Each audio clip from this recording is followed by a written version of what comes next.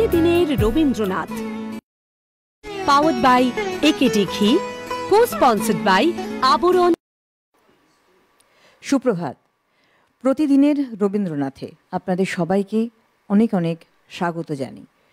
প্রতিদিনের রবীন্দ্রনাথের পথ চলা আমাদের অবশ্যই গঙ্গা জলে গঙ্গা পুজোই বলতে পারি। বিষয়ভিত্তিকভাবে প্রতিদিনের রবীন্দ্রনাথে এতটা সময় ধরে আপনাদের সামনে আমরা আসছি। আজকে যে বিষয়বস্তু, উপলব্ধির বিষয়বস্তু বললে সবথেকে ভালো হয়, কারণ বিশ্বকবিকে আমরা বিভিন্নভাবে আঁকড়ে ধরার চেষ্টা করি বা আঁকড়ে ধরে রয়েছে অনেকে। বাঁচার ভরসা হিসেবেও কিন্তু বেছে নিয়েছি আমরা বিশ্বকবিকে। আজকের বিষয়বস্তু ভ্রাতা রবীন্দ্রনাথ, অর্থাৎ রবীন্দ্রনাথকে যারা ভাই হিসেবে দেখছেন, কারণ তিনি কারোর ভাইয়ের মতো ভাই হিসেবে কাউকে তিনি সেই কর্তব্য পালনের জায়গায় তার লেখনী ধরেছেন। তার সঙ্গে তার বন্ধুতা, অর্থাৎ বন্ধু বা সখা রবীন্দ্রনাথ এবং গুরু রবীন্দ্রনাথ, সব মিলিয়ে কিন্তু আমাদের বিশ্বকবি। আজকে ভ্রাতা রবীন্দ্রনাথ বিষয়বস্তু নিয়ে আমরা এগোবো প্রতিদিনের রবীন্দ্রনাথে, এবং অবশ্যই আমাদের প্রিয় শিল্পী আমাদের সঙ্গে রয়েছেন নয়নদা। অনেক অনেক সুপ্রভাত জানাবো। নয়নদার কণ্ঠস্বর অনেকদিন বাদে আমি শুনবো, যদি ওপারে শুনি। গানও থাকবে, তথ্যও থাকবে, এবং আমাদের যন্ত্রণার সঙ্গে শিল্পীদেরও অনেক অনেক সুপ্রভাত জানাবো। কিবোর্ডে অভিজিৎ দাকে সুপ্রভাত জানাবো, তবলায় মৃগাঙ্ক দাকে সুপ্রভাত জানাবো, অক্টোপ্যাডি বিক্রমকে সুপ্রভাত জানাবো, আমাদের সমস্ত টেকনিশিয়ানস ভাইদের, আমাদের সাউন্ড, আমাদের পিসিআর, আমাদের ক্যামেরা পার্সন, সবাইকে সুপ্রভাত জানাবে, এবং সর্বোপরি আপনাদের, আমাদের এই বৃহৎ পরিবারের সদস্যদের সুপ্রভাত জানিয়ে শুরু করছি প্রতিদিনের রবীন্দ্রনাথ। আজকে বিষয়বস্তু নিয়ে ভ্রাতা রবীন্দ্রনাথ গান দিয়ে। আমি প্রথমে পূজা পর্যায়ের গান করি, তারপর ধীরে ধীরে প্রেম এবং প্রকৃতি।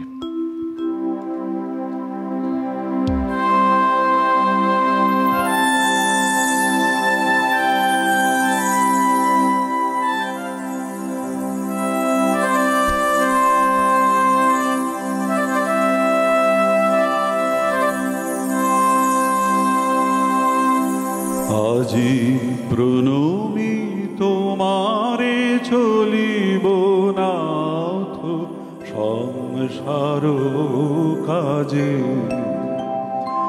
আজি প্রণমী তোমারে চলিব নাথ সংসার কাজে।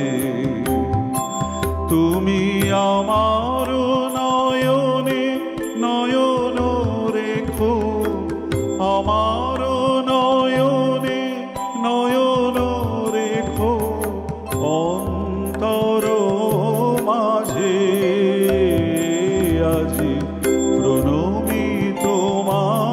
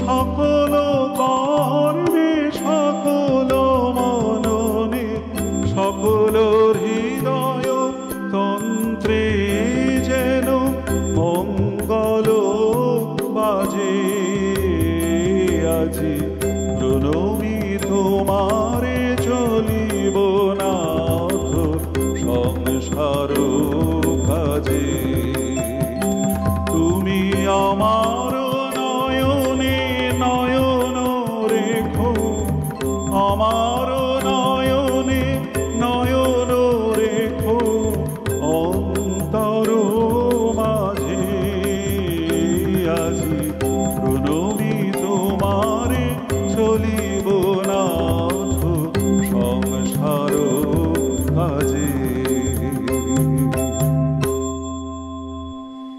প্রতিদিনও তব গাথা গাবো আমি সুমধুর, তুমি দেহ মোরে কথা, তুমি দেহ মোরে সুর।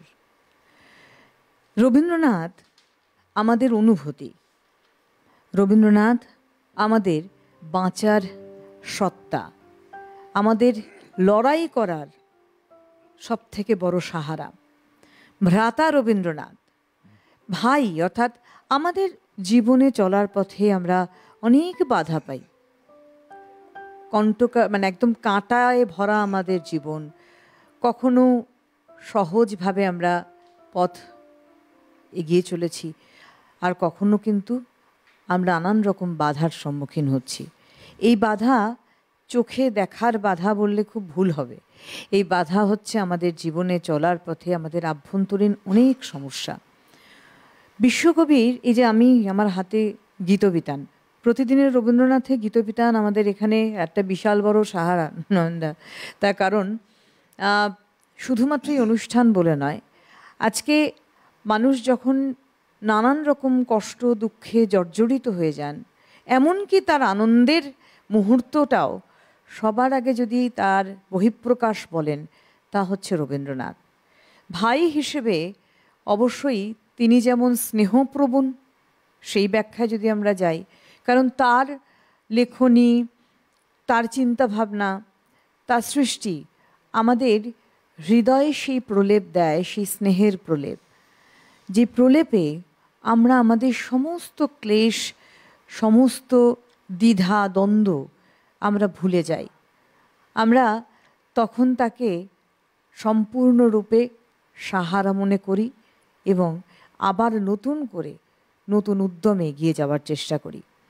আমরা এগোচ্ছি আজকেও এই অনুষ্ঠান নিয়েই, ভ্রাতা রবীন্দ্রনাথ, এবং নয়নদার কাছে যাবো। একটা ছোট্ট নয়নদা প্রশ্ন করে বলি, ভ্রাতা রবীন্দ্রনাথ বা বন্ধু রবীন্দ্রনাথ এগুলো না পুরোটাই তো অনুভূতির ব্যাপার দাদা। নিশ্চয়ই নিশ্চয়ই।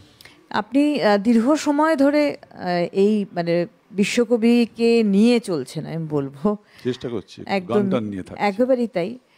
আমার মনে হয় যে গান বা সুর বা আবৃত্তি যখন আমরা করছি, তার লেখা কবিতা, সেখানেই যে ভাই শব্দটা কেন বলছি, ভাই শুধুমাত্র শব্দ হিসেবে নয়, আমরা অনুভূতি হিসেবে বলি তো, সব থেকে আপন, হ্যাঁ, স্নেহের আপন, এবং বর্তমান যুগ বাদ দিয়ে।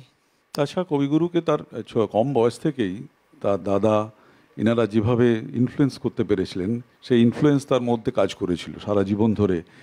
দায়িত্ববোধ এবং সঙ্গীতের শুরু জ্যোতি দাদার সাথে যেগুলো কাজ প্রথম থেকে ওনার, তো সেগুলো তাকে এই সমস্ত আমরা যে সমস্ত পেয়েছি আজকে সৃষ্টি, তার অনেকটাই হয়তো কিছুটা ইনফ্লুয়েন্সড, কিছুটা অনুপ্রাণিত সেখান থেকে আসছে। ভ্রাতা এবং এই যে ভাই হিসেবে, মানে যিনি বড় দাদা, তাকে সম্মান করা বা তার ছোটদের সম্মান করা, এই জায়গাটা প্রত্যেকটা জায়গায় একটা সম্মান লুকিয়ে রয়েছে।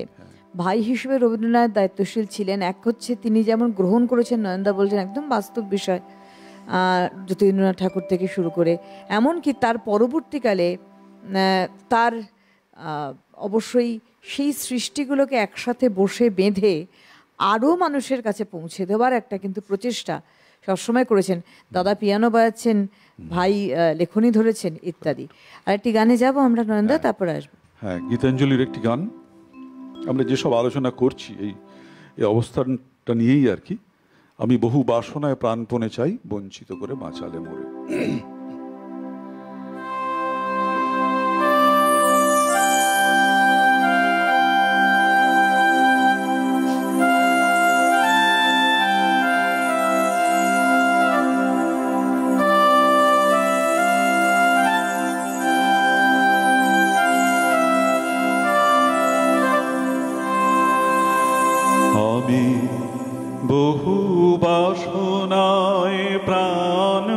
প্রাণপণে চাই, বঞ্চিত করে বাঁচালে মোরে। বহু বাসনায় প্রাণপণে চাই, বঞ্চিত করে বাঁচালে মোরে। এ কৃপা কঠোর সঞ্চিত মোর জীবন ভরে। বহু বাসনায় প্রাণপণে চাই, বঞ্চিত করে বাঁচালে মোরে।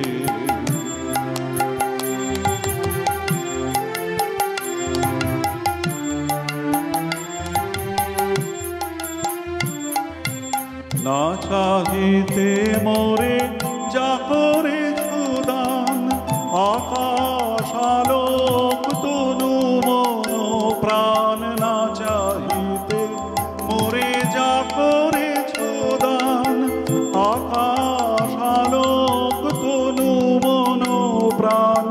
দিনে দিনে তুমি নিতেছ আমায়, সে মহাদানেরই যোগ্য করে।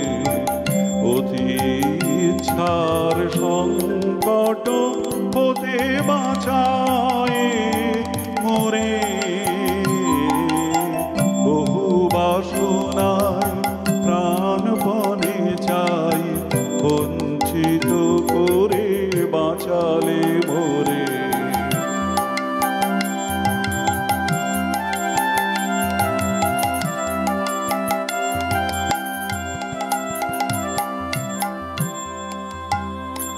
আমি কখনো বা ভুলি, কখনো বা চলি তোমার পথের লক্ষ্য ধরে। তুমি নিষ্ঠুর সম্মুখ হতে যাও যে সরে। কখনো বা ভুলি, কখনো বা চলি তোমার পথের লক্ষ্য ধরে। তুমি নিষ্ঠুর সম্মুখ হতে যাও যে সরে। এ যে তব দয়া জানি জানি হায়, নিতে চাও বলে ফিরাও আমায়। এ যে তব দয়া জানি জানি হায়, নিতে চাও বলে ফিরাও আমায়। পূর্ণ করিয়া লবে জীবন তব মিলনেরই যোগ্য করে। বাধা ইচ্ছার সংকট হতে বাঁচায় মোরে। বহু বাসনায় প্রাণপণে চাই, বঞ্চিত করে বাঁচালে মোরে। এই কৃপা কঠোর সঞ্চিত মোর জীবন ভরে। বহু বাসনায় প্রাণপণে চাই, বঞ্চিত করে বাঁচালে মোরে। ভাই হিসেবে দায়িত্ব কর্তব্য কতটা গুরুত্বপূর্ণ রবীন্দ্রনাথ এবং তার জীবনধারায় আমরা পেয়েছি।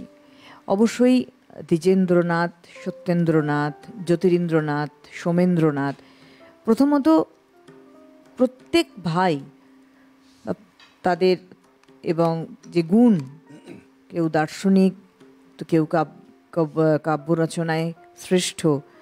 সত্যেন্দ্রনাথ প্রথম কিন্তু ভারতীয় সিভিল সার্ভিসে যুক্ত হয়েছিলেন তৎকালীন সময়, এবং প্রত্যেকের কাছ থেকে তাদের যে গুণগত দিক রবীন্দ্রনাথ সেটা আত্মস্থ করেছিলেন। জ্যোতিরিন্দ্রনাথ ঠাকুর একজন নাট্যকার ছিলেন, একজন সঙ্গীতজ্ঞ ছিলেন, সুসৃষ্টিকারী ছিলেন।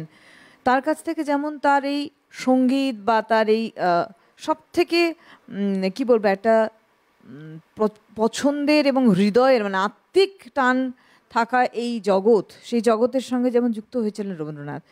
রবীন্দ্রনাথের কাব্যগ্রন্থ প্রকাশও কিন্তু তাদের দাদার অবশ্য সোমেন্দ্রনাথের অনেক ভূমিকা ছিল। এবং সুর তুললে দাদা তখন ভাইকে ডেকে সুরটাকে ধরে রাখার জন্য বলতেন, কথা লিখে সেই কথার মধ্যে সুরটা ধরে রাখতেন বিশ্বকবি রবীন্দ্রনাথ।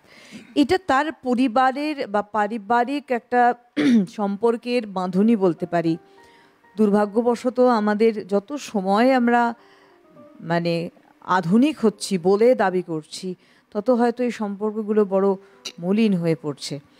বিশ্বকবি রবীন্দ্রনাথ আজকে আমাদের এই বিষয়বস্তুর মধ্যে কেন আনা, তার কারণ হচ্ছে যখন তিনি প্রয়োজন বোধ করেছেন তখন দাদাদের যেমন পাশে পেয়েছেন এবং তিনি নিজেও রয়েছেন, এবং তাদের স্ত্রী অবশ্যই সম্মান করেছেন মায়ের মতো।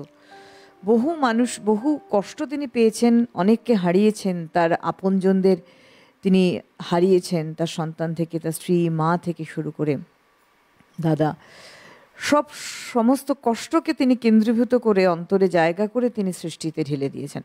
এবং যার জন্য কিন্তু আজকে তার অদ্ভুতভাবে যখন আমরা আলোচনা করি, আমরা তার গানের শব্দগুলো যদি পাঠ করলেও কিন্তু তার অন্তর্নিহিত যে অর্থ সেটা কিন্তু আমরা উপলব্ধি করতে পারি।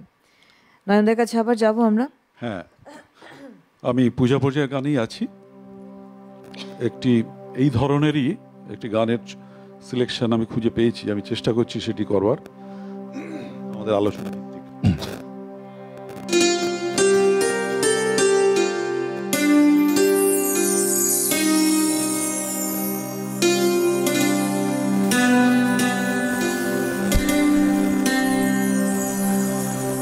জীবনে আমার যত আনন্দ পেয়েছি দিবস রাত, জীবনে আমার যত আনন্দ পেয়েছি দিবস রাত, সবার মাঝারে আজিকে তোমারে সরিব জীবন নাথ, জীবনে আমার যত আনন্দ পেয়েছি দিবস রাত, জীবনে আমার যত আনন্দ।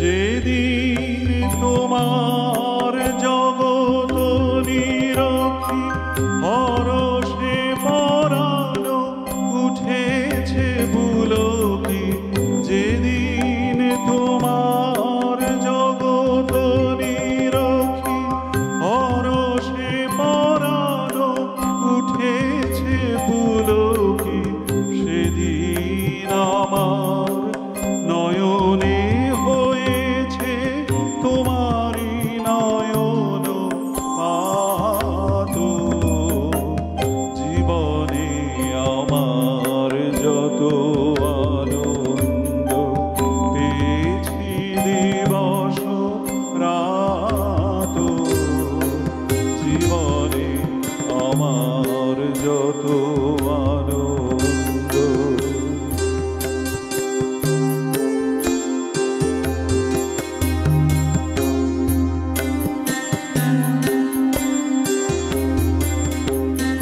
বারে বারে তুমি আপনার হাতে সাদে সৌরভে গানে, বাহির হইতে পরশ করেছ অন্তর মাঝখানে,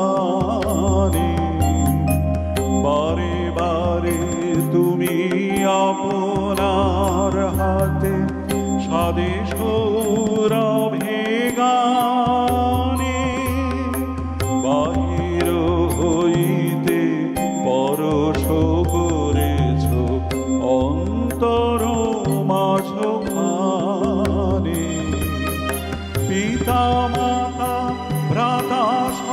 সব পরিবার, মিত্র আমার, পুত্র আমার, পিতা মাতা ভ্রাতা সব পরিবার, মিত্র আমার, পুত্র আমার, সকলের সাথে প্রবেশীর হৃদয়ে তুমি আছো মোর সাথ।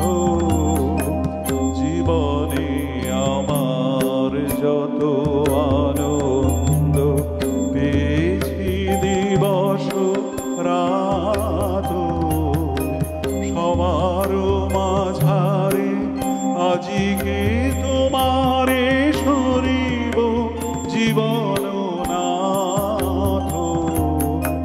জীবনে আমার যত আনন্দ। গানটির মধ্যেই লুকিয়ে রয়েছে তার পরিবার কেন্দ্রিকতা বলতে পারি নয়নদা।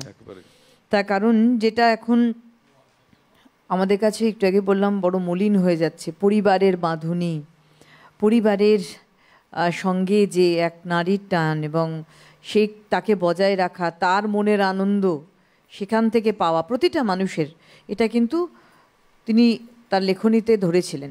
এবং আমি যদি বলি সাধারণ মানুষের চোখে রবীন্দ্রনাথ ভাই হিসেবে কিভাবে ধরা দিয়েছেন, তার সাহিত্য রচনা, তার সৃষ্টি, তার লেখনী। বিশেষ করে আমরা তো জানি যে রবীন্দ্রনাথ যখনই লেখনী ধরেছেন চরম বাস্তবতার উপর দাঁড়িয়েই কিন্তু তার সৃষ্টিগুলি ছিল। সাধারণ মানুষের ছোট্ট ছোট্ট অনুভূতিগুলোকে তিনি কেমন যেন নিজের করে নিয়ে নিজের মতো করে সেই অনুভূতিগুলোকে প্রকাশ করেছেন। যখন সময় পেয়েছেন, যখনই তার মনের জাগরিত হয়েছে কোনো একটা চিন্তা আমাদের সাধারণ মানুষকে নিয়ে বা আমাদের চারপাশে পরিবেশকে নিয়ে, তিনি লেখনী ধরেছেন। বিশেষ করে বলবো যে যখন আমরা যদি এই যে লেখনী ধরার কথা বলছি, মানুষকে প্রভাবিত করার কথা বলছি, যখন একেবারেই আমরা পরাধীন ছিলাম সেই সময়ও দরকার পড়েনি রবীন্দ্রনাথকে একেবারেই সামনে এসে দাঁড়িয়ে যুদ্ধ করার মতো মানসিকতা নিয়ে, বিপ্লবী হওয়ার মতো মানসিকতা নিয়ে এগিয়ে যাওয়া, কিন্তু তিনি করেছেন সেটা। তার লেখনী দিয়ে তিনি প্রতিবাদ করেছেন। কেন? তিনি তখন এইটা হিসেব মানে এইটা অনুভব করেছিলেন, হয়তো বা আমাদের তো দৃষ্টতা রবীন্দ্রনাথ কি ভেবেছিলেন ওটা বলা নয়, হয়তো বা তার লেখনীতে যা বোঝা যায় যে তোমাদের পাশে আমি সবসময় আছি, এই যুদ্ধে আমিও একজন যোদ্ধা, কিন্তু আমার এই যে লেখনী, আমার যে কলম, সেটাই আমার অস্ত্র, এবং সেই দিয়েই কিন্তু আমি তোমাদেরকে উজ্জীবিত করব। কারণ আমি দেখেছি, আমরা এটাও জানি নয়নদা যে যুদ্ধের সময় সোলজারের পকেটে রবীন্দ্রনাথের গানের চিরকুটো পাওয়া গিয়েছিল। কারণ বিশ্বকবি, এটা কিন্তু একটা রবীন্দ্রনাথ মানুষকে ঠিক সঠিক পন্থা দেখানোর একটা বিশাল বড় আধার বলতে পারি। আমরা আলোচনা চালিয়ে যাচ্ছি ভ্রাতা রবীন্দ্রনাথকে নিয়ে, এবং ভ্রাতা রবীন্দ্রনাথ মানে মানুষের কাছে সেই ভাইয়ের অনুভূতি প্রবণ, বিশ্বভ্রাতৃত্ব আছে। একদমই তাই, একেবারেই তাই। কারণ তার কাছে সকলে সমান। না হলে তিনি একজন জমিদার বংশের মানুষ হয়ে তিনি যখন তার জমিদারি দেখতে যেতেন তার বিভিন্ন জায়গায়, সেখানে গিয়ে তিনি সব প্রজাদের সাথে বসতেন না, তিনি একটু উচ্চাসনেই বসে থাকতে পারতেন, কিন্তু সেটা কখনোই তিনি করেননি। কারণ সবার সঙ্গে সবার সাথেই তিনি সমান তালে চলেছেন এবং মানুষের অনুভূতিগুলোকে কাছ থেকে অনুভব করেছেন। যার জন্য ভাই হিসেবে বলবো তার দায়িত্ব কর্তব্য তিনি পালন করে গিয়েছেন তার সমস্ত সৃষ্টিতে আমাদের আধার হিসেবে। আর আস্তে আস্তে আমাদের একটা বিরতির সময় হয়ে গিয়েছে, আমরা বিরতি নেব। বিরতির পরে আমরা এই ভ্রাতা রবীন্দ্রনাথ নিয়ে অবশ্যই ফিরবো, আপনাদের নিয়ে সঙ্গে থাকুন। প্রতিদিনের রবীন্দ্রনাথ, পাওয়ার্ড বাই একেডি ঘি, কো-স্পন্সর্ড বাই আবরণ। ফিরে এলাম বিরতির পর। আমাদের অনুষ্ঠান প্রতিদিনের রবীন্দ্রনাথ। আজকের বিষয়বস্তু ভ্রাতা রবীন্দ্রনাথ। আমরা ভাই রবীন্দ্রনাথ, স্নেহপ্রবণ রবীন্দ্রনাথকে নিয়ে পথ চলছে। আমাদের সঙ্গে রয়েছেন নয়নদা এবং তার সঙ্গে আমাদের যন্ত্রণের সঙ্গে শিল্পীরা, টেকনিশিয়ানস ভাইরা এবং আপনারা রয়েছেন। একদম বিরতির পর ফিরলাম। নয়নদার গানে আগে যাই আমরা। এবারে আমি কিছু প্রেম পর্যায়ের গান সংকলনে আমার আছে, আমি সেগুলি করব।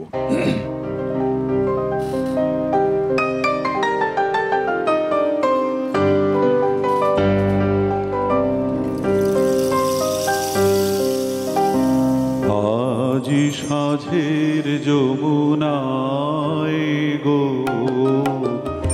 আজি সাঁঝের যমুনায় গো, তরুণ চাঁদের কিরণ তোরে কোথায় ভেসে যায় গো, আজি সাঁঝের যমুনায় গো, আজি সাঁঝের যমুনায় গো।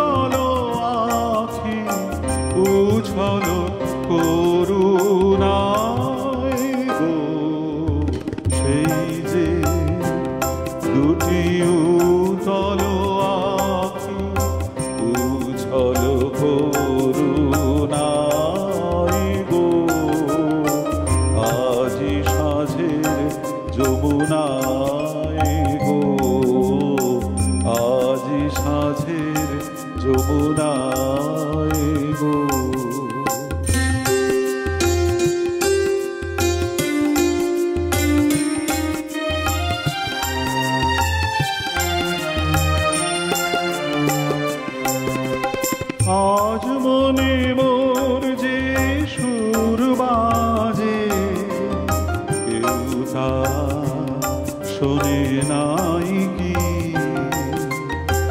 একলা প্রাণীর কথা নিয়ে, একলা প্রাণীর কথা নিয়ে, একলা এদিন যায় কি। আজ মনে মোর যে সুর বাজে, কেউ তা শোনে নাই কি, একলা প্রাণীর কথা নিয়ে, একলা প্রাণীর কথা নিয়ে, একলা দিন যায় কি। যায় যাবে সে ফিরে ফিরে, লুকিয়ে তুলে নেয়নি কি রে আমার পরম বেদন খানি, আপন বেদনায় গো আমার পরম বেদন খানি, আপন বেদনায় গো, আজি সাঁঝের যমুনায় গো, আজি সাঁঝের যমুনায় গো, তরুণ চাঁদের কিরণ তোরে কোথায় ভেসে যায়, আজি সাঁঝের যমুনায় গো, আজি সাঁঝের যমুনায় গো। রবীন্দ্রনাথের লেখনীতে কখনোই কঠিন কোনো ভাষা বা শব্দ আমরা ব্যবহার করতে দেখিনি, বরং কথ্য ভাষাতেই তিনি তার সৃষ্টিকে এগিয়ে নিয়ে গিয়েছিলেন, যা সাধারণ মানুষের তৎকালীন সময় একেবারেই মাটির কাছাকাছি যে সমস্ত মানুষগুলি ছিলেন তাদেরকে ছুঁয়ে গিয়েছিল। এবং বলতে পারি সহজবোধ্যভাবে রবীন্দ্রনাথের এই সৃষ্টি, আর রবীন্দ্রনাথের সৃষ্টি, তার শিল্প, তার লেখা আর কি, লেখনী, তার জীবনধারা, মানে এই নয় যে জমিদারি জীবনধারা, তা নয়, জীবনধারা তার নিজস্ব একটা ছিল, তার সঙ্গে তার নিজস্ব অনুভূতি দিয়ে তিনি নিজেকে তৈরি করেছিলেন এবং সেইটাকে অনুভব করেছিলেন, তার লেখনীকে অনুভব করেছিলেন সাধারণ মানুষ মানবিকতার সঙ্গে, যার জন্য অদ্ভুতভাবে রবীন্দ্রনাথ মানুষের একজন শুভাকাঙ্ক্ষী ব্যক্তি হয়ে উঠেছিলেন। তাদের যেন সব অনুভূতিগুলোই রবীন্দ্রনাথ আগাম লিখে দিতেন। তার জন্যই আমরা বলি যে আজ যখন আমরা গীতবিতান খুলি, আজ যখন আমরা রবীন্দ্রনাথের কবিতা আবৃত্তি করি, তখন মনে হয় উনি তো সবই বলেই দিয়েছেন যা আমার ভিতরে চলছে, যা আমার মনের মধ্যে, মনের কোনায় রয়েছে। তার জন্যই রবীন্দ্রনাথ একজন দার্শনিক আমরা বলতে পারি, কারণ অনেক আগাম তিনি ভাবতেন। আজকের যুগে দাঁড়িয়েও রবীন্দ্রনাথ প্রাসঙ্গিক, আগামী বেশ কয়েক বছর তিনি প্রাসঙ্গিকই থাকবেন, আমার মনে হয় যতদিন পৃথিবী থাকবে, কারণ সেটা তিনি রচনা করে গেছেন। কয়েক বছর না, আরো বেশ কয়েক থাকবে, মানে আমরা যতদিন থাকবো আর কি, পৃথিবী যতদিন থাকবেন, উনি যা তৈরি করে গেছে, ওনার যা ভান্ডার, আজ পর্যন্ত কিন্তু সেই ভান্ডার নিয়েই আমাদের শির দ্বারা সোজা হয়ে রয়েছে। এটা একদম বাস্তব বিষয়। চলে যাবো নয়নদার গানে। প্রেম পর্যায়ের গানে আছি।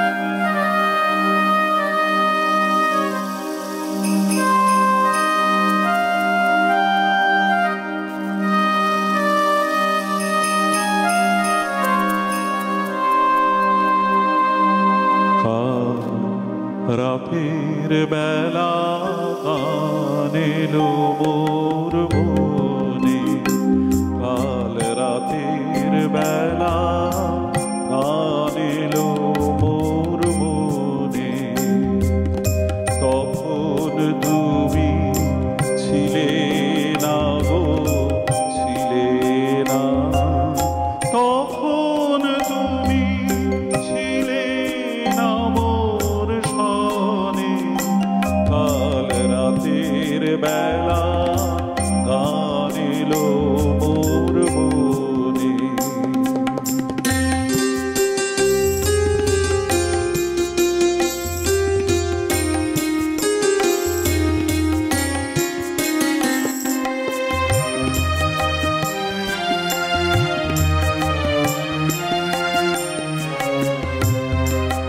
যে কথাটি বলবো তোমায় বলে,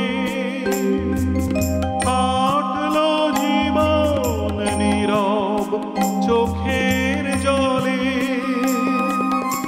যে কথাটি বলবো তোমায় বলে, কাটলো জীবন নীরব চোখের জলে, সেই কথাটি আমার, সেই কথাটি সুরের হোমানলে উঠলো জ্বলে একটি আধার ক্ষণে, তখন তুমি ছিলে না, তখন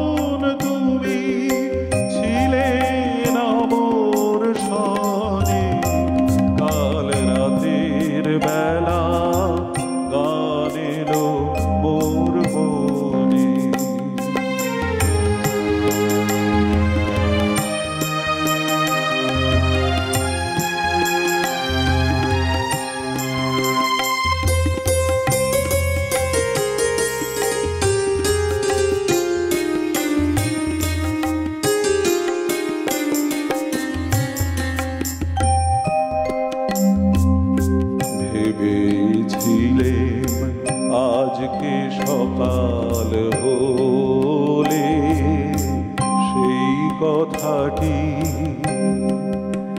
আমার সেই কথাটি তোমায় যাব বলে ভেবেছিলেন আজকে সকাল হলে সেই কথাটি,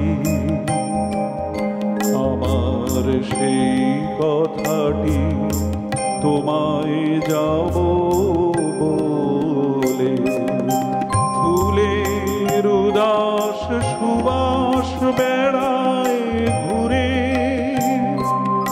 পাখির গানে আকাশ গেল পুরে, ফুলের উদাস সুবাস বেড়ায় ঘুরে পাখির গানে আকাশ গেল পুরে সেই কথাটি, আমার সেই কথাটি লাগলো না সেই সুরে, যতই প্রয়াস করি পরাণপণে, যখন তুমি আছো, যখন তুমি আছো আমার সনে, কাল রাতের বেলা গান এলো মোর মনে, তখন তুমি ছিলে না গো, ছিলে না, তখন তুমি ছিলে না মোর সনে, কাল রাতের বেলা গান এলো মোর মনে। রবীন্দ্রনাথ কতটা আন্তরিক ছিলেন পরিবারের প্রতি, একটু আগে নয়নদাও বলছিলেন, তার নয়নদার রবীন্দ্রনাথের একটি গানের মধ্যেই তার উল্লেখ করেছেন ভ্রাতা ভগিনী পিতা মাতা। রবীন্দ্রনাথ এই পরিবার কেন্দ্রিক তার একটা মন অবশ্যই ছিল, যদিও খুব ক্ষুদ্র একটা পরিসরের মধ্যে তিনি এই পরিবারকে বেঁধে রাখেননি, তার জন্য সকলেই তার কাছে স্নেহের ছিলেন। রবীন্দ্রনাথের মানে শোনা যায় জোড়াসাঁকো ঠাকুরবাড়িতে কিন্তু ভাইফোঁটার প্রচলন ছিল, মানে সৌদামিনী দেবী, শরৎকুমারী দেবী, সুকুমারী দেবী, স্বর্ণকুমারী দেবী, বর্ণকুমারী দেবী প্রত্যেকেই কিন্তু এই দ্বিজেন্দ্রনাথ বা তার সঙ্গে সোমেন্দ্রনাথ তাদেরকে কিন্তু সত্যেন্দ্রনাথ ফোঁটা দিয়েছেন। রবীন্দ্রনাথ এসেছেন এবং এই ভাইফোঁটার উষ্ণতা, যে আন্তরিকতা, এটা কখনো তিনি মানে ছাড়তে চাইতেন না, আনন্দ পেতেন। স্বর্ণকুমারী দেবী বিশেষ করে তার ছোট ভাই রবীন্দ্রনাথকে ভীষণ স্নেহ করতেন। তা মানে ঠাকুর পরিবারের সকলেই বলতে পারি এক একজন সৃষ্টিকর্তা একেবারে। তো স্বর্ণকুমারী দেবীরও একটা কিন্তু গ্রন্থ ছিল, তার নাম ছিল গাঁথা, বেশ কয়েকটি। গাঁথা গ্রন্থটি কিন্তু উৎসর্গ করেছিলেন রবীন্দ্রনাথের ভাই রবীন্দ্রনাথের প্রতি। একটা জায়গায় আমি বলবো, তিনি লিখছেন তার লেখনীতে, স্বর্ণকুমারী দেবী আদরের রবিকে উৎসর্গ করে, ছোট ভাইটি আমার যতনের গাঁথা হার কাহারে পরাবো আর, স্নেহের রবিটি তোরে আয় রে পরাই, যেন রে খেলার ভুলে ছিঁড়িয়া ফেলো না খুলে, দুরন্ত ভাইটি তুই তাইতে ডরাই। অর্থাৎ রবীন্দ্রনাথ ছোট ছিলেন তার কাছে, এবং ভাইয়ের সঙ্গে অবশ্যই সেই সময়ে বয়সের যে অনেকটাই ফারাক ছিল, সন্তান সমভাবে দেখা ভাইকে এবং ভাইও দিদিকে সেই মাতৃসম মানে সম্মান বা তাকে সেই প্রণম্য জায়গায় রাখা আমরা কিন্তু বিশ্বকবির কাছ থেকে পেয়ে থাকেন, এবং ঠাকুর পরিবারে এই ধারা ছিল। স্বর্ণকুমারী দেবীর এই লেখনীতে বোঝা যায় যে কতটা আন্তরিক ভালোবাসার জায়গায় রবীন্দ্রনাথ ছিলেন। এবং অদ্ভুতভাবে রবীন্দ্রনাথ তার যে কর্মকাণ্ড, তার মানে জীবিত অবস্থায় এবং তার চলে যাওয়ার পরেও এই কর্মকাণ্ডের মধ্যেও কিন্তু লুকিয়ে রয়েছে সেই স্নেহ মাখা সৃষ্টি, সেই আন্তরিকতা, সেই ভরসা, সেই একটা বলবো তাকে ধরে এগিয়ে চলার একটা রাস্তা বিশ্বকবি কিন্তু তৈরি করে রেখেছেন। যাবো আমরা একটা গানের পরে, প্রেম পর্যায়ের গান।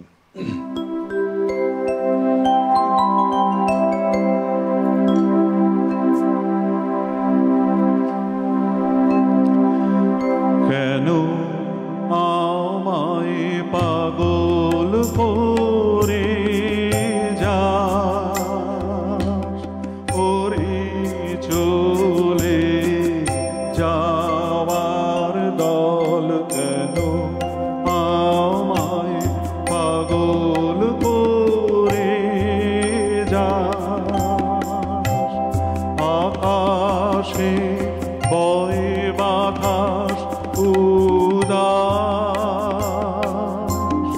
পরাণ টলমল ওরে চলে যাওয়ার দল, কেন আমায় পাগল করে যাস।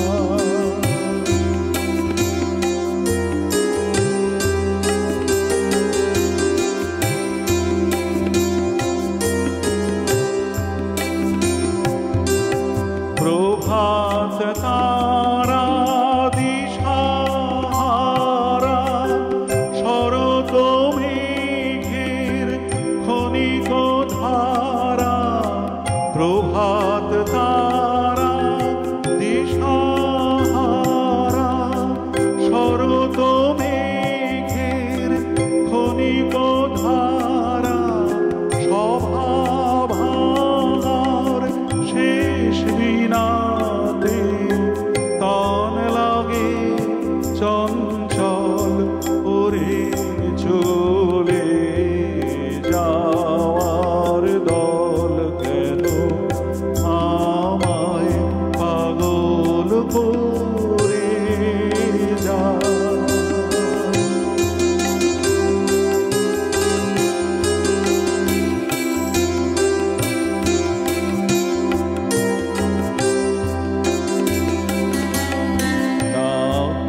শরীর ঝরা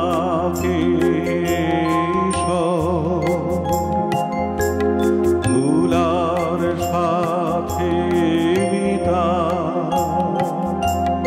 গধূলি সে রক্ত আলো জলে আপন চিতা, শরীর ঝরা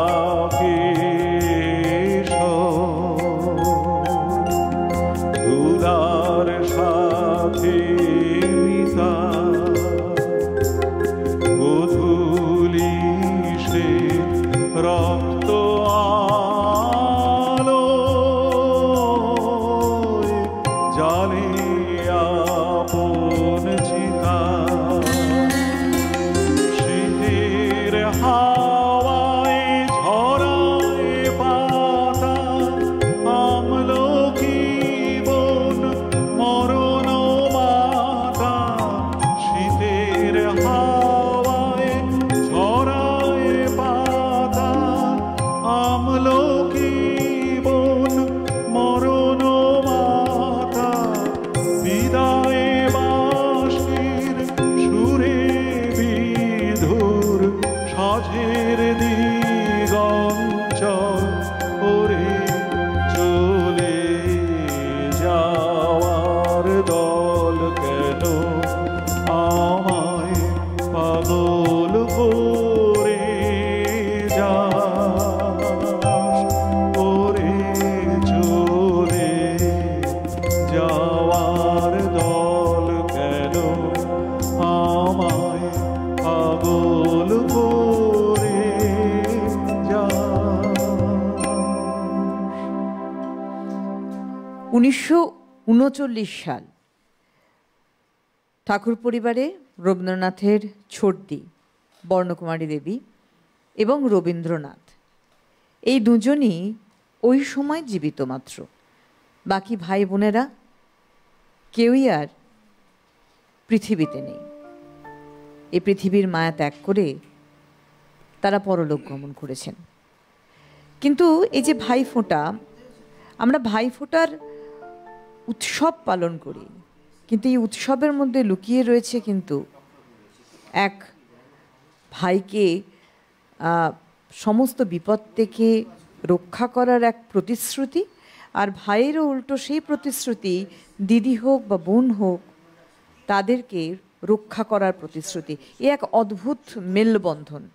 ভ্রাতা রবীন্দ্রনাথ আজকে যখন আমরা বলি যে একেবারে সামগ্রিক ক্ষেত্রে তিনি একজন ভ্রাতা হিসেবে তার দায়িত্ব পালন করেছেন সমগ্র পৃথিবীর মানুষের জন্য, তার কারণ তার লেখনী, তার সাহারা, তার মানসিক বল যোগানোর ক্ষমতা তার সৃষ্টি দিয়ে। বর্ণকুমারী দেবী একটি সময়ে একবার ভাইফোঁটার সময় রবীন্দ্রনাথকে ফোঁটা দিতে পারেননি, বড় দুঃখ পেয়েছিলেন। তার ছোট ভাই, তিনি চেয়েছিলেন ফোঁটা দিতে, তখন রবীন্দ্রনাথ জোড়াসাঁকো ছেড়ে শান্তিনিকেতনে চলে গিয়েছিলেন। কিন্তু তিনি ভোলেননি যে তার ভাইয়ের পছন্দ কি কি।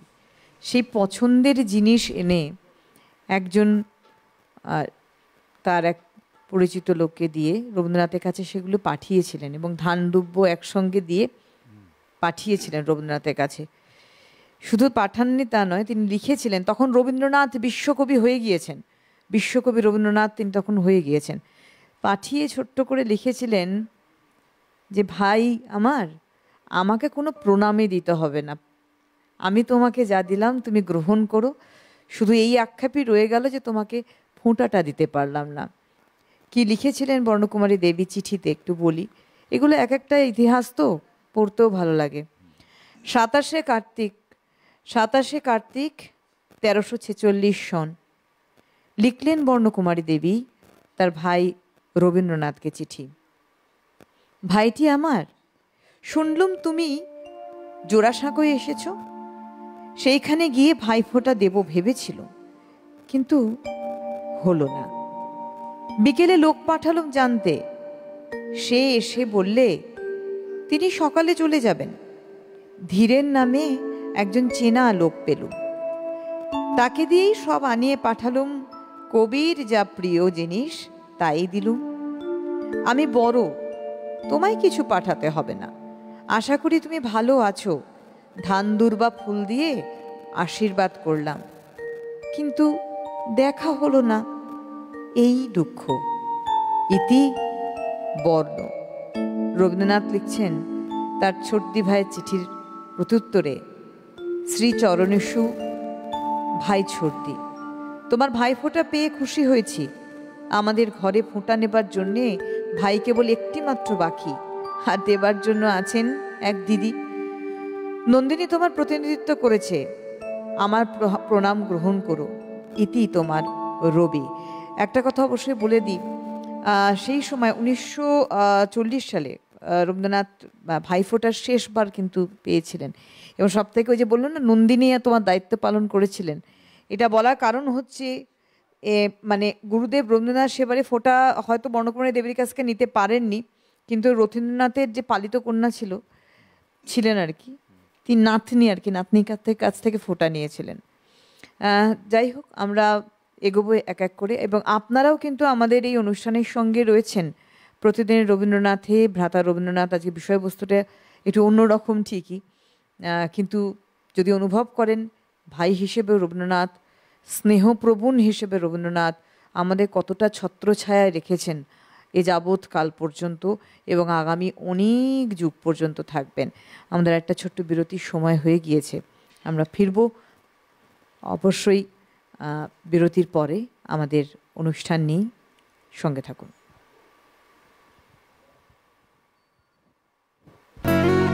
প্রতিদিনের রবীন্দ্রনাথ, পাওয়ার্ড বাই একেডি ঘি, কো-স্পন্সর্ড বাই আবরণ।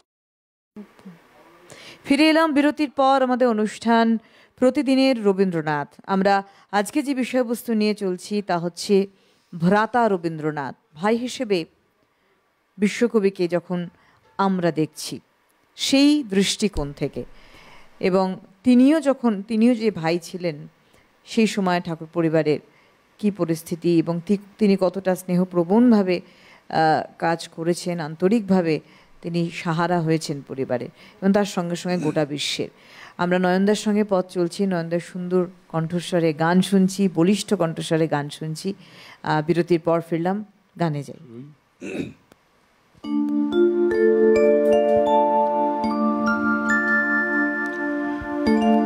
জানি তুমি ফিরে আসিবে আবার, জানি জানি তবু মনে মনে প্রবোধ নাহি যে মানি, জানি জানি তুমি ফিরে আসিবে আবার, জানি জানি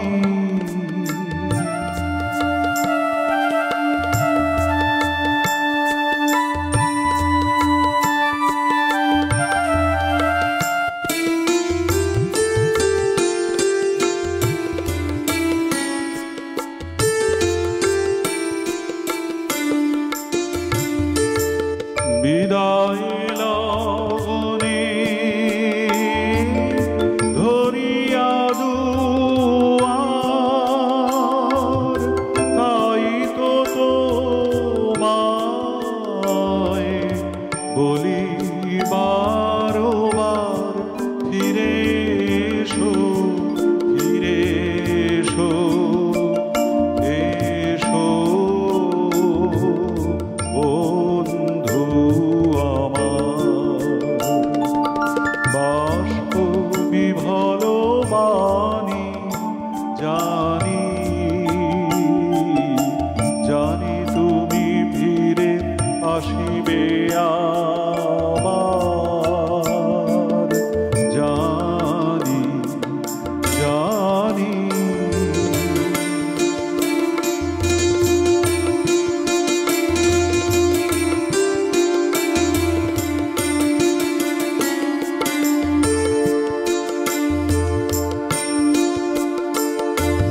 যাবার বেলায় কিছু মোরে দিও দিও গানের সুরেতে, তব আশ্বাস প্রিয় গানের সুরেতে, যাবার বেলায় কিছু মোরে দিও দিও গানের সুরেতে, তব আশ্বাস প্রিয় গানের সুরেতে, কোন পথে যাবে যাবে সেখানে, হয়তো বা কিছু রবে স্মরণে, তুলিল বসে তব চরণের দলিত কুসুম খানি, জানি জানি তুমি ফিরে আসিবে আবার, জানি জানি।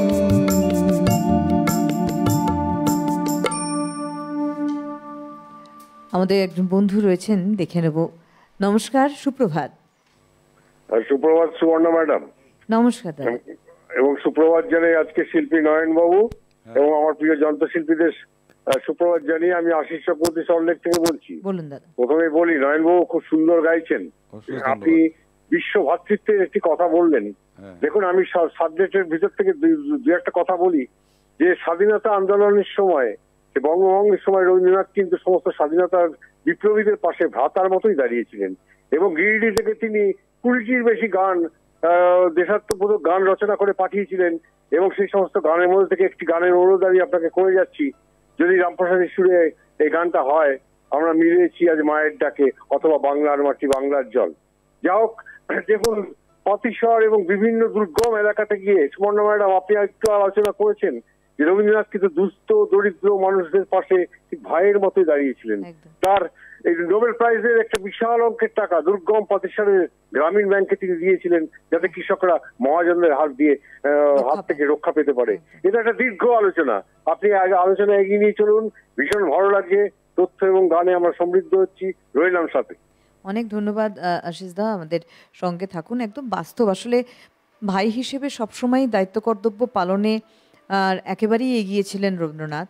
এবং ঠিকই বলেছেন, আমিও একটু আগে বললাম যে তিনি যখন আমাদের স্বাধীনতা সংগ্রামীদের সঙ্গে তিনি ছিলেন, স্বাধীনতার সংগ্রামীদের সঙ্গে তিনি অস্ত্র হাতে সামনে ছিলেন না, কিন্তু তার লেখনী দিয়ে তিনি সামনে ছিলেন। এবং একদম বাস্তব যে তিনি কিভাবে প্রত্যেকটি দুস্থ মানুষের কাছে পাশে ছিলেন, তার অনুভূতি, তাদের প্রত্যেকের অনুভূতিগুলোকে সহজ কথ্য ভাষায় আমি একটু আগে বললাম যে তার লেখনীতে তুলে ধরেছেন, যেন ওই লেখনী তাদের একটা বড় সাহারা যে না আমি আছি তোমাদের জন্য। আপামর বিশ্ববাসীর জন্য রবীন্দ্রনাথ কিন্তু সেই স্নেহপ্রবণ ভাই এবং সেই আন্তরিক দাদার ভূমিকাতেই আমরা সবসময় দেখেছি তাকে। অনেক ধন্যবাদ আবারও আপনাদের জানাই, এবং আবারও বলি আপনারা অবশ্যই আমাদের ফোন করতে পারেন, আপনাদের বক্তব্য আমাদের নিশ্চয়ই জানাতে পারেন। নয়নদা, একটা গানে আমরা যাই বরং। হ্যাঁ যাই, ওনার অনুরোধটা রাখার চেষ্টা করবো আমি, দেখি শেষের দিকে।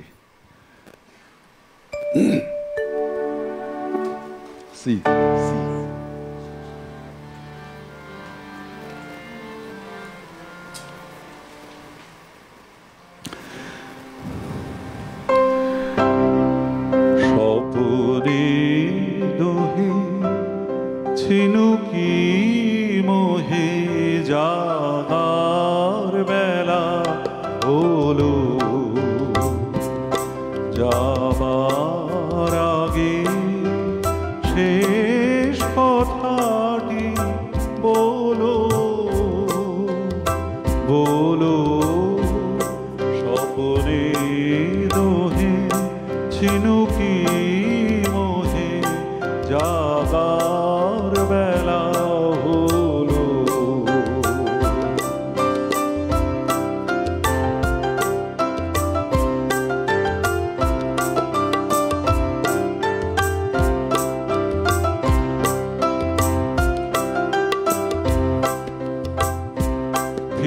ফিরিয়াছে এমনও কিছু দিও, বেদনা হবে পরম রমণীয়, আমার মনে রহিবে নিরবধি বিদায় ক্ষণে ক্ষণিক তরে যদি সজল আঁকি তোলো, যাবার আগে শেষ কথাটি বলো বলো, স্বপনে দোহে ছিনুকি মোহে জাগার বেলা হলো।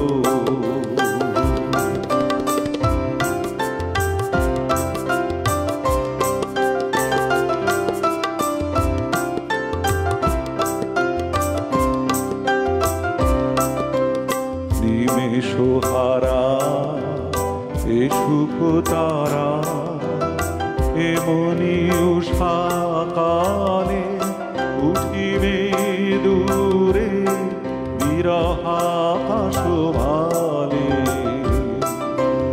নিমেষহারা এ সুখ তারা এমনি উষাকালে উঠিবে দূরে বিরহাকাশ ভালে।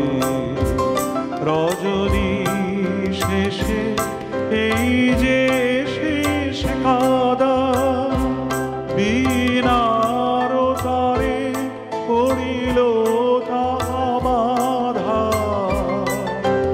হারানো মনি স্বপনে গাথা রবে হে বিরোহী আপন হাতে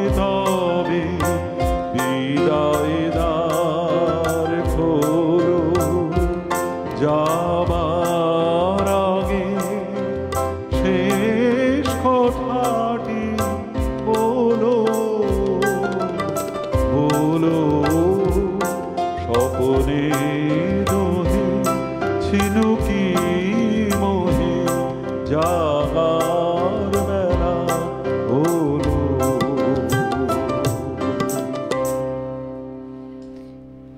রবীন্দ্রনাথ যখনই তিনি ছোটবেলাতে যখন ভৃত্যদের কাছে বড় হয়েছিলেন, বড় আমরা দেখেছি চরম অনুশাসনের মধ্যে ভৃত্যদের সঙ্গে তার বেড়ে ওঠা, এবং ঠিক তার যতটুকু পরিধি সেই পরিধির মধ্যে থেকে গিয়েও তিনি গোটা বিশ্বকে তার দুচোখ ভরে দেখতেন এবং সেই ছোট্ট জানলা দিয়ে দেখা বিশ্বকে তিনি প্রকাশ করেছিলেন তার সৃষ্টিতে।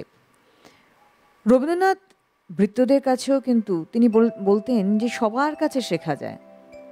সেই ভূতের গল্প শোনা, রূপকথার গল্প শোনা কাল্পনিক রবীন্দ্রনাথকে তৈরি করেছিল, এবং তার সঙ্গে সঙ্গে তার পরিবারের বাঁধনি, সংস্কৃতি যে মানসিকতার মানুষ ছিলেন তার দাদা এবং অবশ্যই তার দাদারা, বোনেরা, প্রত্যেকেই কিন্তু তার একটা প্রভাব তার উপর ছিল। পরবর্তীকালে যখন রবীন্দ্রনাথ ধীরে ধীরে জমিদারি কাজ নিলেন এবং তার জমিদারি দেখভালের জন্য তিনি ছুটে ছুটে যেতেন, সেখানেও কিন্তু সেই দুস্থ মানুষগুলি তথাকথিত প্রজা শব্দটি খুব একটা পছন্দ করতেন না। তিনি জানতেন যে এরা আমার আপনজন। এই রাজা প্রজার এই বিভেদটাকে তিনি আমার মনে হয় মিটিয়ে দিয়েছিলেন বিশ্বকবি, যে রাজা প্রজা বলে কিছু হয় না। তাসের দেশ তার সব থেকে বড় উদাহরণ, নিয়ম ভঙ্গের উদাহরণ। এবং তখনই একজন মানুষ তার উচ্চ স্থান থেকে তিনি একেবারে সাধারণের কাছে নেমে আসতে পারেন যখন তিনি স্নেহপ্রবণ মানুষ হতে পারেন। একজন দাদা হিসেবে দায়িত্বশীল, অনুপ্রেরণাদায়ী একজন মানুষ হতে পারেন। একজন ভাই হিসেবে বড়দের সম্মান করা এবং সেই সম্মানের মাধ্যম দিয়ে তাদের কষ্ট দুঃখ লাঘব করার দায়িত্ব নিতে পারেন। হ্যাঁ, রবীন্দ্রনাথ লাঘব করার দায়িত্ব নিয়েছিলেন। এই কর মুকুব থেকে শুরু করে তার সমবায় ব্যাংক খোলার পিছনে অবশ্যই কিভাবে সে সমস্ত প্রজারা বা দুস্থরা জীবনের পথে এগিয়ে যেতে পারবেন সেটা কিন্তু সবসময় তিনি চেয়েছিলেন। এবং তার থেকে বড় বিষয় হচ্ছে যে আগামী দিনে আমি যা রচনা করে যাচ্ছি আজই হতে 100 বর্ষ পরে, একদম বাস্তবিক কথা, এত বছর পরেও তিনি প্রাসঙ্গিক এবং তিনি আমাদের সব থেকে বড় ভরসার জায়গা বলতে পারি। আমরা যাবো একেবারে এই পথের দিশা, এই শব্দটা খুব বাস্তবিক নয়নদা। শুধু প্রাসঙ্গিক শুধুই নয়, মানে ডিরেকশন দিয়ে চলেছেন, একদমই ভ্যালুস দিয়ে চলেছেন এখনো। আচ্ছা, যাবো গান। আমি আশিসদার অনুরোধের গানটি চেষ্টা করছি, যদিও তৈরি করে আসিনি, তো একদম শোনাবার চেষ্টা করি।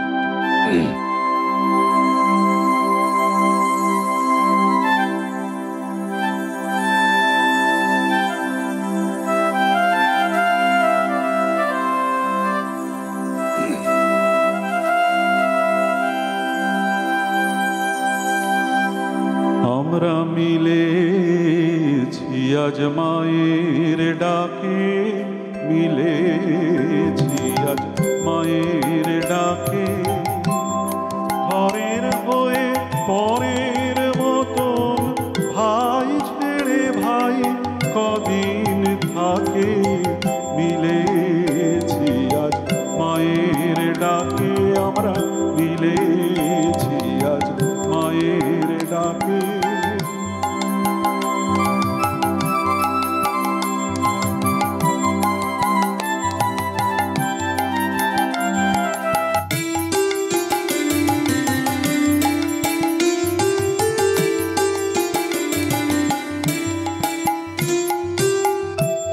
প্রাণের মাঝে থেকে থেকে আয় বলে ওই ডেকে থেকে, প্রাণের মাঝে থেকে থেকে আয় বলে ওই ডেকে থেকে, সেই গভীর স্বরে উদাস করে আর কি কারে ধরে রাখে, মিলেছি আজ মায়ের ডাকে, মিলেছি আজ মায়ের ডাকে।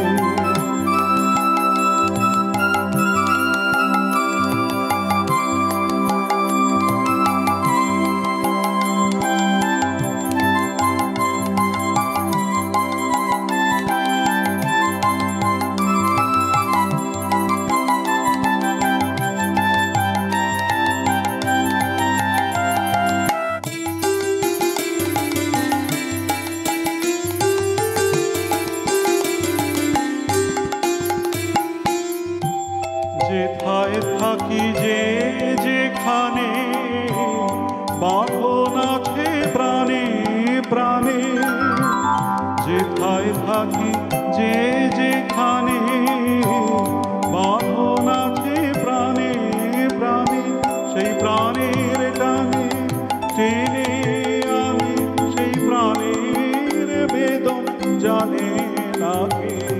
মিলেছি আজ মায়ের ডাকে, মিলেছি আজ মায়ের ডাকে।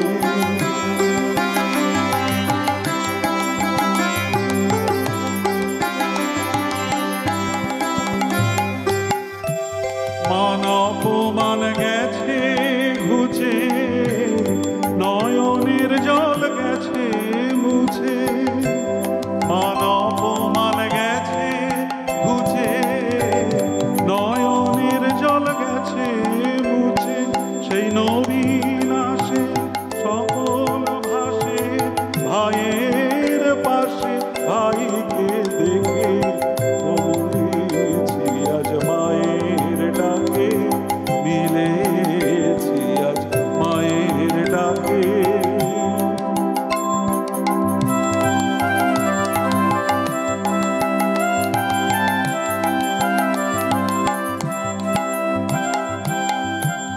কতদিনের সাধন ফলে মিলেছি আজ দলে দলে, কতদিনের সাধন ফলে মিলেছি আজ দলে দলে, আজ ঘরের ছেলে সবাই মিলে দেখা দিয়ে মায়ের মাকে, মিলেছি আজ মায়ের ডাকে, মিলেছি আজ মায়ের ডাকে।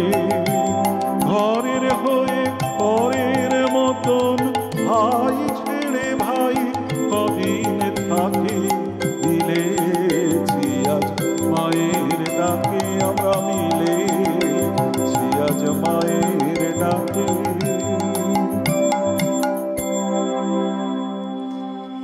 মিলেছি আজ মায়ের ডাকে, অর্থাৎ কি না, যারা মিলেছেন প্রত্যেকেই ভারতবাসী তার ভাই।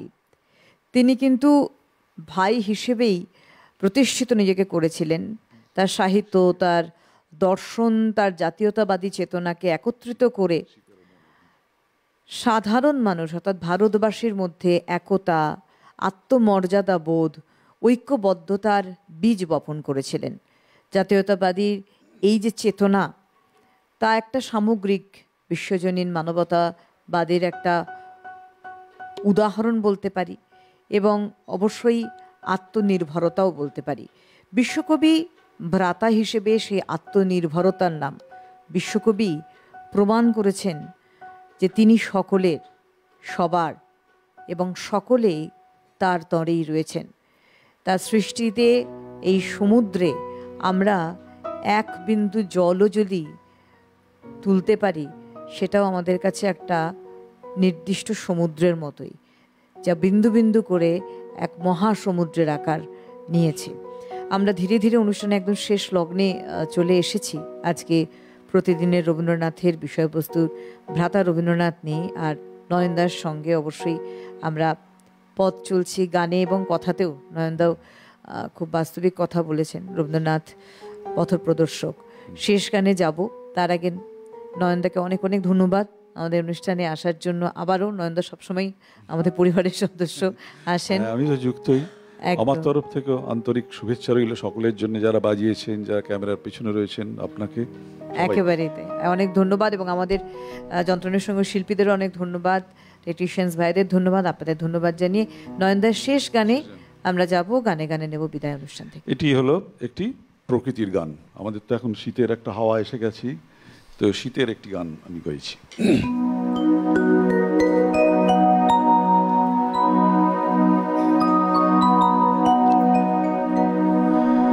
শীতের বনে কোন সে কঠিন আসবে বলে, শিউলিগুলি ভয়ে বলি বনের কোলে। শীতের বনে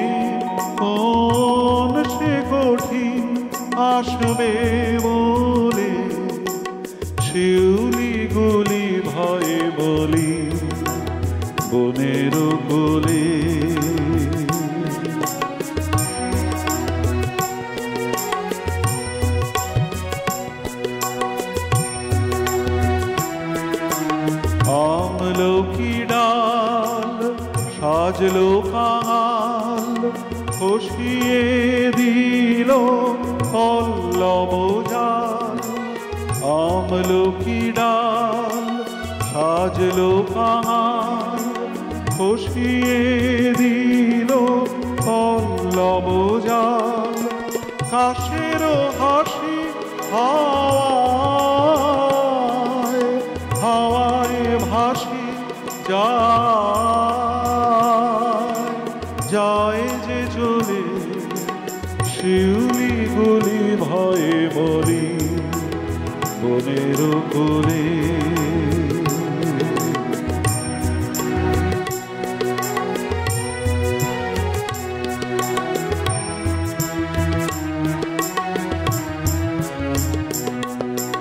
সইবে না সে পাতায় ঘাসে চঞ্চলতা তাই তো আপন রং ঘুচালো ঝুমকোলতা সইবে না সে পাতায় ঘাসে চঞ্চলতা তাই তো আপন রং ঘুচালো ঝুমকোলতা উত্তর বায় জানায় শাসন পাতলো তবের শুষ্ক আসন উত্তর বায় জানায় শাসন পাতলো তবের শুষ্ক আসন সাজ খসাবার